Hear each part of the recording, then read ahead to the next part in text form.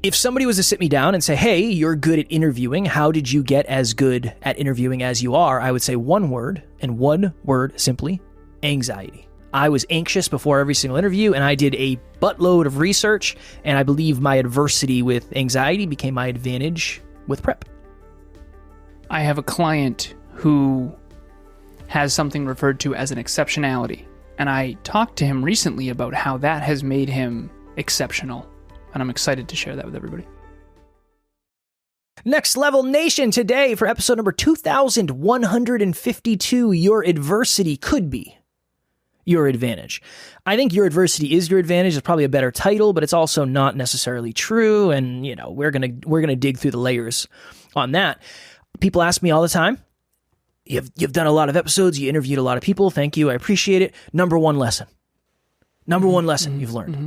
And I've said this before, Alan and I would interview someone, and they would just have the most incredible story of overcoming adversity and then using that as an opportunity to give back to the world. And I remember we'd interview someone, we'd get done, and I'd be like, dude, what a fucking story. Probably never gonna hear anything like that again. Next week, same thing, just a unique version of that. And it's like, interesting. And then eventually, I could literally write a book on the adversities that were overcome. I could write a book, and every single guest we ever had would have their own chapter, because that is essentially what everybody went through. Now, this is why it could be your advantage.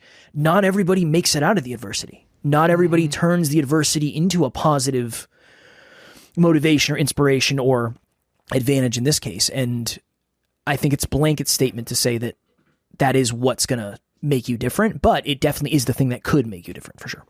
I have a client who identifies his one biggest strength as persistence. And I absolutely agree. You know who I'm talking about, brother. Keep it anonymous. So he grew up with what's known as an exceptionality, and I don't know enough about it to articulate it intelligently, but basically he struggled to walk like everyone else walks. That's kind of where I'll leave it. And he and I talked about it. We unpacked it. And he said, I just wanted to be able to prove that I could still do normal things. I wanted to play sports. I wanted to do well in school. I wanted to hold down a 9-to-5 job. I wanted to be able to be normal. I just wanted to be normal. My whole life, I wanted to be normal. And he did the extra work. And he's on the high functioning of exceptionality, by the way. And I said, brother, he was kind of unpacking all this. I said, it looks to me like your desire to be normal, because he's the most successful at his rank in a bank that he works at. By a significant margin, he's crushing it. I said, it seems like your desire to be normal, actually, you've far surpassed normal. And your exceptionality has made you exceptional. And now his number one golden metric that he tracks every day, green, yellow, red, is transforming your exceptionality into exceptional. And so it made me think of this episode because every weakness that you have, in order to overcome the pain of whatever that caused you, usually there's a strength on the other end of it. So I'm thinking of someone right now, different person. He has tremendous grit. Shout out to Brandon. Brandon's on the team. Brandon's given me permission to brag about him on the show. I don't do that with clients because I don't want any clients to think that I'm ever going to air out any of their stuff on here. Brandon passed 1,000 days. He started something 1,000 days. I think it's 1,015. I'd have to look. 1,015 days ago or whatever number it is. Over 1,000 though. He started something called Miles for Mindset. Rain, sleet, snow, or shine, Brandon runs a mile a day, every day. And he's done it for 1,000, I think, 15 days. I coached him yesterday. We're looking at his metrics. And one of the reasons, and Brandon wouldn't mind me sharing this, why he has so much grit is because he was so scared to confront social conflict. He was littler in football.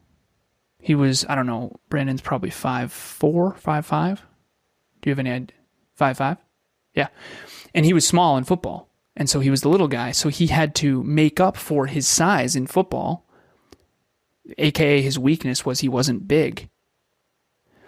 And he made up for that with grit and work ethic and humility. He became team captain. He played I don't know if it was D3 or D2, but He's of the very small percentage of high school athletes that end up playing at the college level.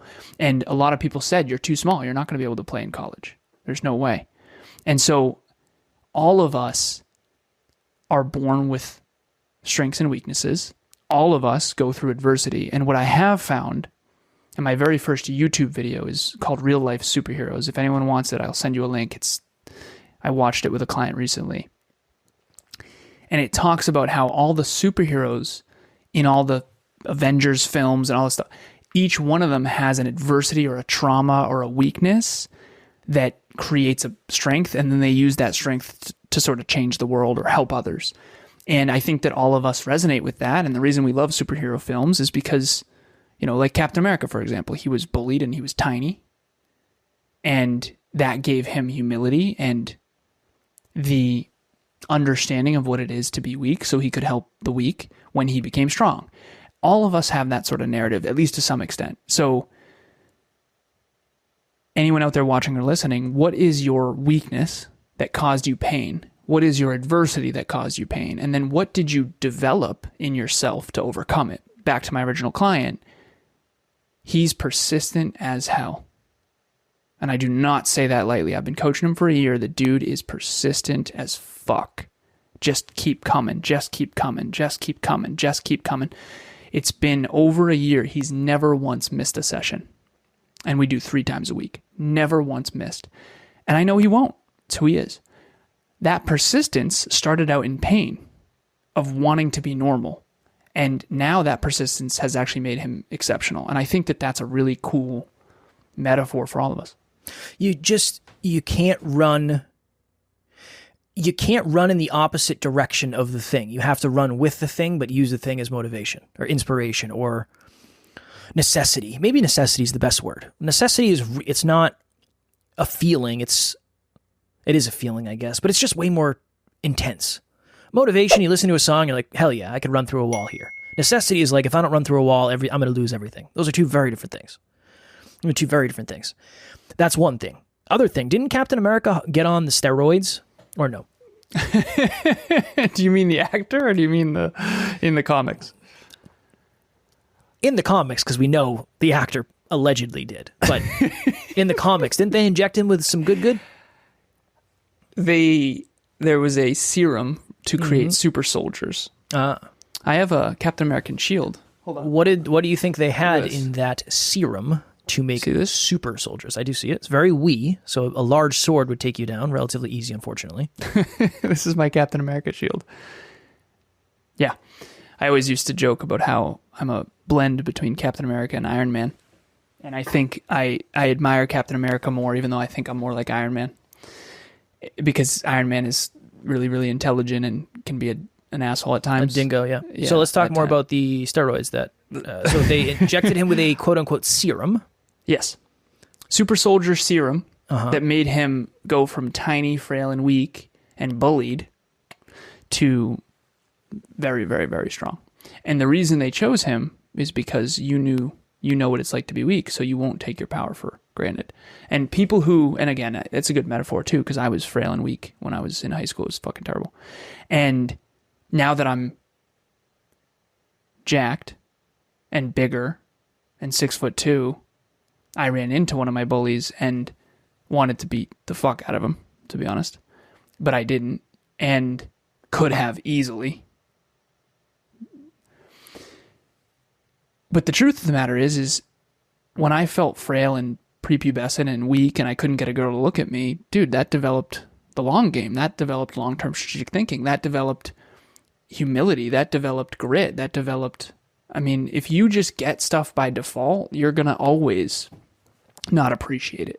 Question. And, yeah. I got a question. What do we say to someone who is currently going through the adversity and just doesn't see the advantage yet? Because it's so easy to say, right? It's like, I had massive anxiety before every interview, so I just prepped a ton. And then I got to interview some of the most successful people in the world. Awesome. And now I'm really good at prepping, and I know how to coach other people. Awesome. Good for you, Kev. But when you were going through it, what was that like? How do we speak to that? Yeah, it's a great question, man. Hey, I'm going to ask you the same thing. Great interviewer. Great interviewer. Great interviewer. What can I say? Kevin's past anxiety just created such a great opportunity here. That's what I'm saying. And anxiety attacks too, unfortunately. But number one, yeah, I was there. Yes. Vicks Vapor Rub, baby. I'm kidding. I shouldn't have said that out loud. For context.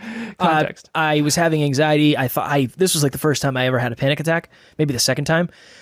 And I thought it was asthma, and I needed to prove to myself that I could breathe. So I said, get me some Vicks Vapor Rub, and I put it on my nose so I could prove to myself that I could breathe. I don't think you should do that. It's quite strong. It's quite a strong scent, but it worked. It did work. Yeah. So for anyone who finds themselves in the dark right now, struggle bus. It's easy to hear someone say, you're going to climb out of this, and it's going to be better, and you're going to be better for it. The truth is, statistically speaking, a lot of people don't end up better on the other side, but we don't hear about those people. This is called the survival bias. So Kevin and I obviously made it out. I had a very, very challenging childhood. You did too, in your own regard. And we have become self-made men and done a lot of good things. Seriously. But there's a lot of people who do not end up on this side. So I quit drinking. It's been 6 years. I've turned a lot of my bad habits into good ones. And the first few years after my car accident were really, really brutal. So what do you say to someone who's in the dark? You say, hold on to the fact that you're not the only person to struggle. And if you know of people who have struggled tremendously and made it out on the other side, maybe you can be one of those people. And if you have the humility to learn from those people and surround yourself with those people and to reach out to those people, be careful who you reach out to, but if you think they're not full of shit, reach out and say, hey, I'm really going through it. I'm really struggling. And here's the thing. When you're really, really, really, really struggling, it's actually hard to reach out to someone like Kevin or I.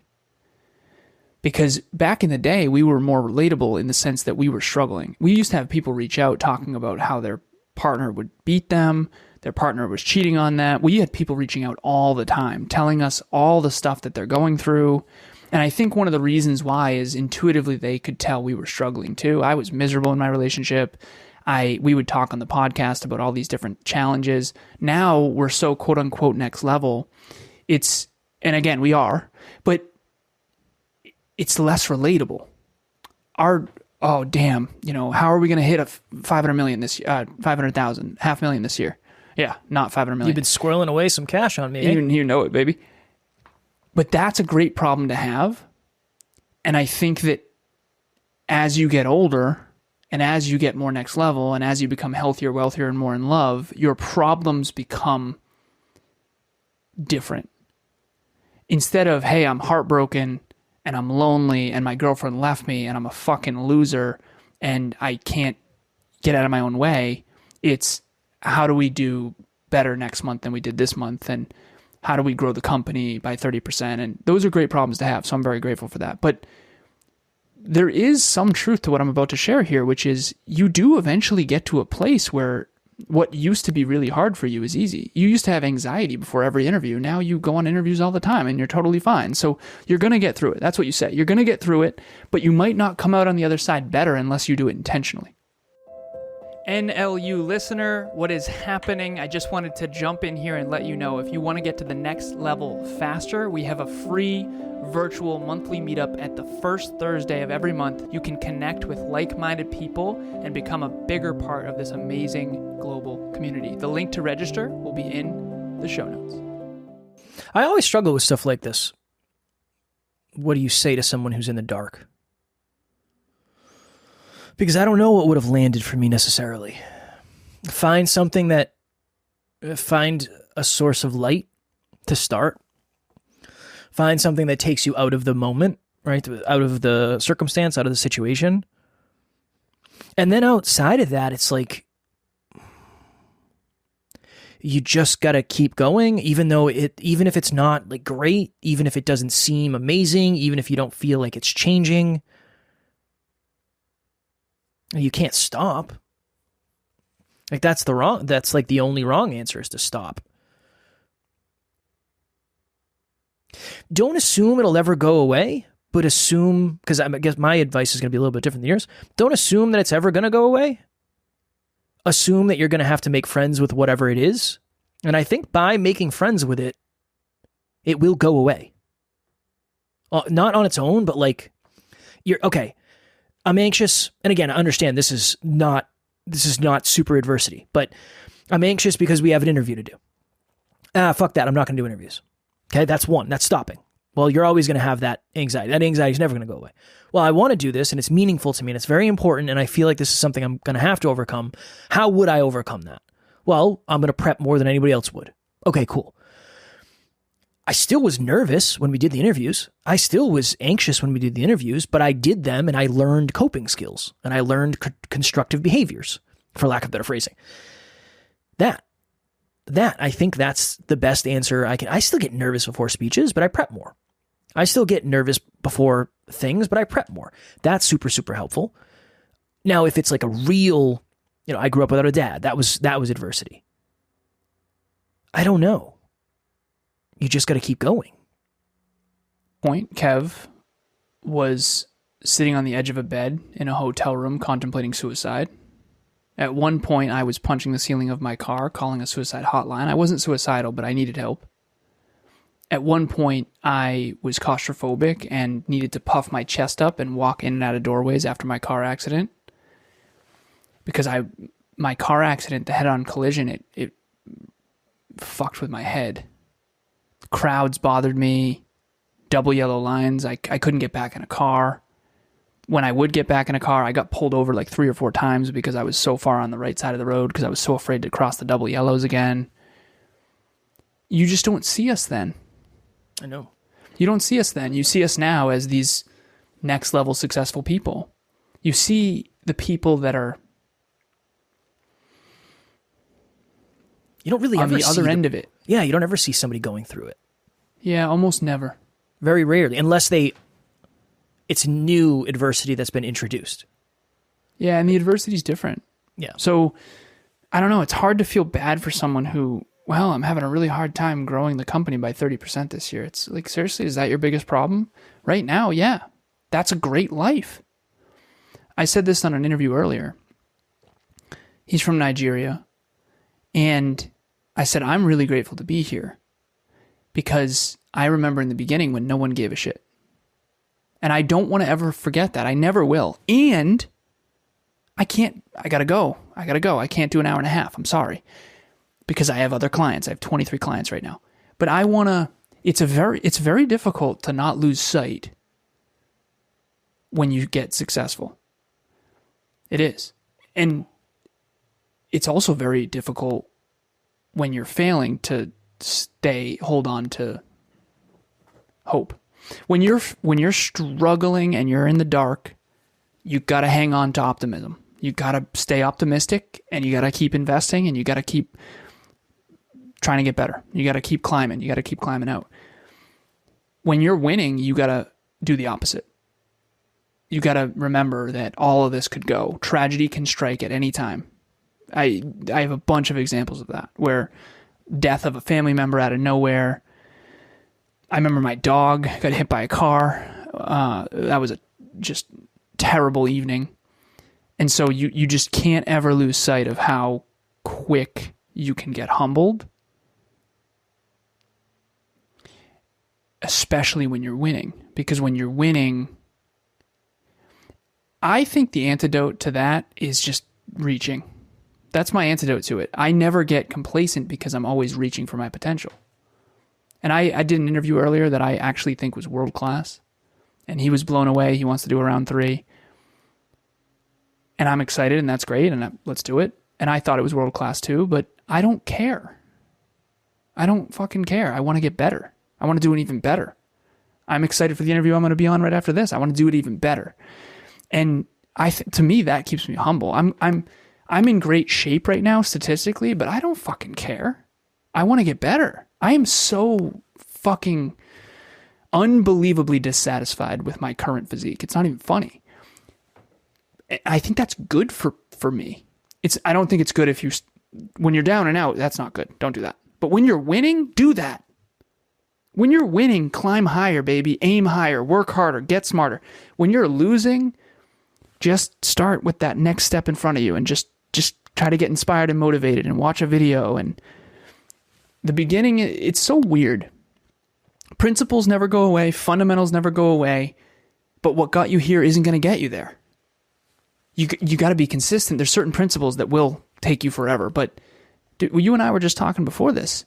What got us here in business, we have to shift. We can't keep prioritizing these other things. Like, you and I are different now. We're more valued. We're more valuable. We're men. We're not boys.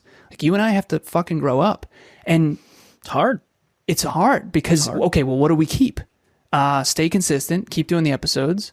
Make sure you're getting better every day. Okay, those all stay. Okay, what goes? Well, now we have a team. Money's different. Okay. It's so interesting. Life never ends. It's always a climb. It's always a journey, and the goals dictate the journey too. So you got to set new goals. You got to set new milestones. I think the only wrong answer is to stop striving. If you're down and out and you're struggling and you're on the ground and you're rock bottom has a basement, I think the only wrong answer is to stop striving. You got to get better. I remember trying to quit drinking. Took me 5 years to quit. I kept falling off at weddings. Now I'm 6 years sober. That's not an issue anymore. I don't have to worry about that anymore. You don't have to worry about anxiety before an interview. We got bigger problems now. For speeches, I do, for sure. Yeah, exactly. Less than ever, though. Less than ever. Wrap it in a bow, brother. I would change my advice to someone who's in the dark. This is what it would be. Don't run away from the thing hoping you're never going to see the thing. Run with the thing knowing the next time you see it, you'll be able to handle it better. I think that's, if I could explain it in any way, the things that I tried to run away from with the hope that I was never going to see them again, it doesn't prepare you to actually see them again, which you most likely are. What's your example? Anxiety? Anxiety. Anything. Insecurity, being insecure about being short. Like, what am I going to run away from that? No, I have to understand that is going to be something forever. It's always going to be a circumstance, and it's always going to have the opportunity to come up. So you either pretend it wasn't adversity and say, oh no, everything was great, when it wasn't. And then you just pretend it never happened, which isn't serving anybody, most likely. You're going to have to work through it at some point. I think we want to run away from something with the hopes that we're never going to encounter it again. And I think that's fear in a nutshell. We had the bachelor party for Matt a couple weeks ago. We went to Myrtle Beach, and I texted someone Matt wanted to come. He's like, good. He's a buddy of mine. He'll have a blast. He's a blast. And he's super fun. He said, nah, dude, I don't get on planes. That's it. You've decided that that's it. And you're running away from it forever, knowing that you're never going to allow yourself to encounter it. Okay. That person will regret that one day. They will. I believe that because I regretted it. And that's one of the reasons I said, look, I'm going to have to work through this. I would not say I have overcome the fear of flying. I still don't like it. I don't get anxious and stay up all night like I used to. I'm not freaking out at everything I hear anymore.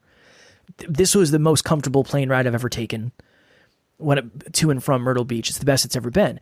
The only reason it's the best it's ever been is because I've been working on it consistently for the last 7 years. Mm-hmm. Even longer than that. You think you'll ever get to a point where it's almost not noticeable? I think so. Yeah. The flight it's called exposure therapy. Yeah, the flight from here was the best flight. I was fine. The flight back, we did like a pretty intense bank over the ocean, and I was like, I don't like this. I don't really enjoy this. So there are certain times. Send that buddy stats. Kevin's like, it doesn't help. It doesn't help. It doesn't help. It doesn't help. Your central nervous system, peripheral nervous system, brainstem, mammalian brain, all that. It's all connected to trauma. It's all connected to fear. It's fight, flight, freeze, and fawn. It's you really. I mean, at one point, I was so messed up mentally after my car accident that I struggled with claustrophobia, and now I don't at all. Yeah. I mean, hey, some of the stuff I see people doing. Oh yeah, not for me. Don't crawl into a cave you can't fit in. That's not a fan. No, but it's not even noticeable anymore. I haven't thought about that in years. Seriously. As a matter of fact, alcohol used to be a challenge for me not to drink on the weekends. I don't even think about it anymore. So you can overcome. Human beings can overcome unbelievable things. And unfortunately, not everyone does. Unfortunately. All right, we have a meetup tonight at 5 p.m. if you're listening to this on Thursday. What is it about, sir? Top 10 reasons most people do not achieve their goals. Let me pull this up real quick. Okay. The top 10 reasons people aren't more successful. There, that one. The top 10 reasons people are not more successful. These are all targeting the constraints is what this is called. So we're going to identify all the top 10 reasons people aren't more successful, and then you're going to leave with a checklist knowing which ones you struggle with. AKA, these are green, these are yellow, these are red. Okay, this reason is the main reason that's the bottleneck. Targeting the constraint is what it's called. Please do not come unless you are really, really ready. I always say this. If you have high humility and you're coachable and you have work ethic, rock and roll, come on in. You want to reach your potential, it's rock and roll. If you don't, please do not come, because this is not going to be for fun. This is going to be a hardcore training. Come ready to take notes. Come be prepared for me to be intense and honest. And let's get it. And also, if you are looking for a daily companion to NLU, we do an episode every day. You can journal every day, 5 minutes a day, 10 minutes a day. You don't have to do hours and hours and hours. We have the Next Level Dreamliner. We'll have the link in the show notes below for that. All right, cool. As always, we love you. We appreciate you. Grateful for each and every one of you. And if you are as committed as you say you are when it comes to getting to the next level, make sure you tune in tomorrow, because we will be here every single day to help you get there. Keep reaching for your full potential. Next Level Nation.